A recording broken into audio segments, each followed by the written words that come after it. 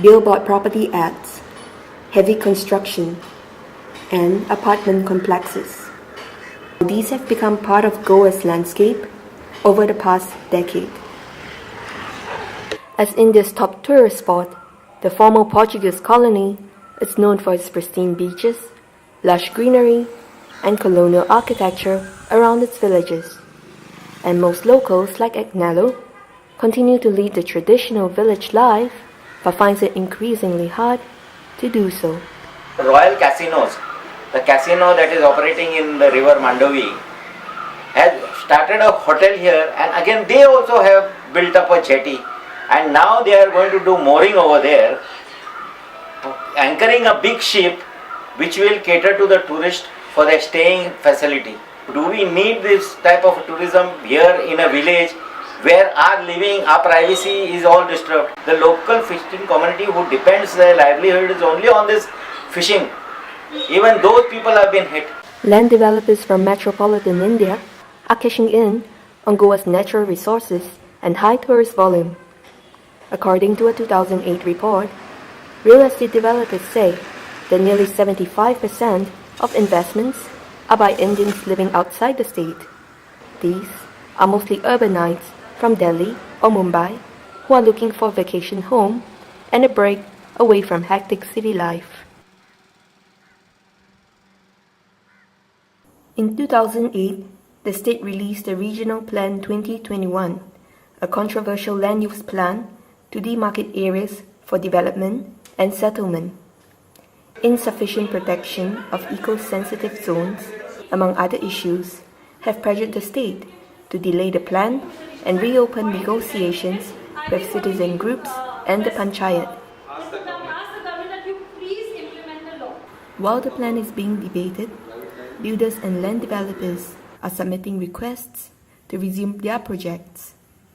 Very often, permission is given to continue construction even in eco-sensitive areas like mangrove swamps and coastal areas. Now we've got all these multiplexes for the rich and the powerful, but nothing for the poor ones. The politicians and the bureaucrats are encouraging builders to have multiplexes, to have areas with buildings which are up to 7 stories, which is in total contravention of the Town and Country Planning Act. It's only in the last decade, on account of the floating population of migrant workers, population has increased by 40%. We are unable to cope with the garbage clearance. It is the water scarcity.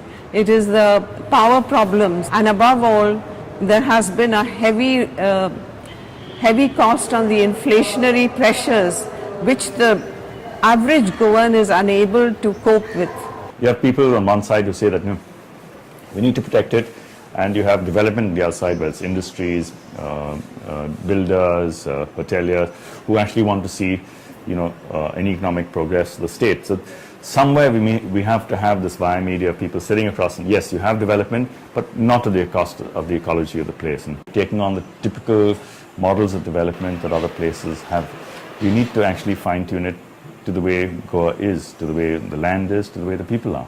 Goa has one of the highest rainfall areas, in India, being part of the Western Ghat, being part of a highly ecologically sensitive area. The fact that we've got extremely fertile soil, we've got a culture that's developed over hundreds of years where people have invested in actually developing the land.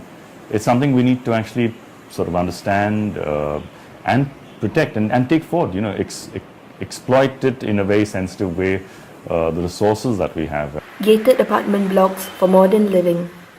Multiplexes with all amenities under one roof. These are common icons of development adopted by many countries. Tourism, real estate and mining are key drivers of Goa's economy, yet at the same time, it is straining Goa's visual landscape, environment and demographics. If the way the haphazard manner the developments are going on, and it is becoming a concrete jungle. So where is the charm and beauty of that place known as Goa? With the tearing down of each old tree, old house, or mangrove swamp, Goans like Agnello are becoming strangers in their homeland.